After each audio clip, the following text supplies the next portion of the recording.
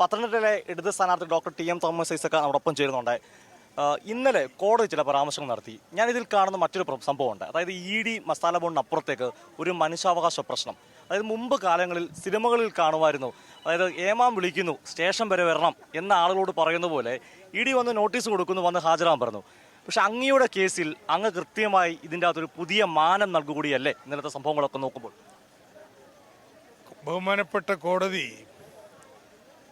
ഈ കേസിൽ ഞാൻ ഹാജരാവണോ വേണ്ടയോ എന്നുള്ളത് ഇനിയും പരിശോധിക്കേണ്ട വിഷയമായിട്ടാണ് വെച്ചിരിക്കുന്നത്. സെറ്റിൽ ചെയ്തിട്ടില്ല. ED പറഞ്ഞു 22 ഇലക്ഷൻ കഴിഞ്ഞിട്ട് ഞങ്ങൾ ഇനി ഇടപെടത്തുള്ളൂ. പക്ഷെ അദ്ദേഹം പറയണം ഏത് ദിവസം വരുമെന്ന്. കോടതി ഇപ്പോൾ പറഞ്ഞ മറുപടി അതെങ്ങനെ കോടതിക്ക് പറയാനാവുക? അദ്ദേഹം ഹാജരാവേണ്ട ആവശ്യമില്ല എന്ന പെറ്റീഷൻ ഞങ്ങൾ പരിശോധിക്കാനിരിക്കുന്നല്ലേ ഉള്ളൂ. അപ്പോൾ കോടതി അതാ പറഞ്ഞത്, സെറ്റിൽ ചെയ്തിട്ടില്ല, അതിന് വിധി വരാൻ പോകുന്നേ ഉള്ളൂ. അപ്പോൾ വേറൊരു കാര്യം കൂടി ഉണ്ടായി. ഇലക്ഷൻ്റെ പവിത്രത, തെരഞ്ഞെടുപ്പ്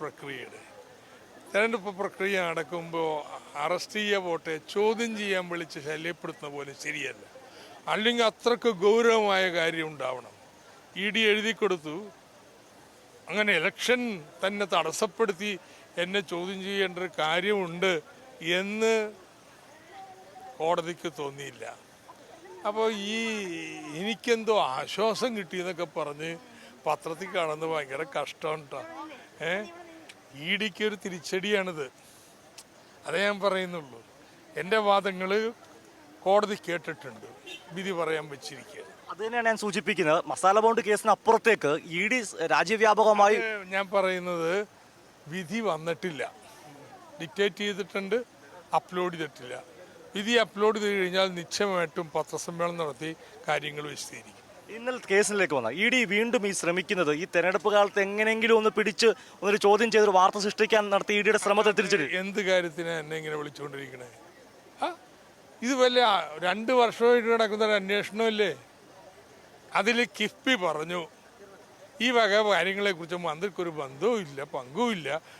അതിൻ്റെ CEO ആയിരുന്ന KM അബ്രഹാം പറഞ്ഞു ഞാനാണ് ഉത്തരവാദി എന്ത് തീരുമാനത്തിനും. പിന്നെ എന്നെ എന്താ വിളിപ്പിക്കണേ?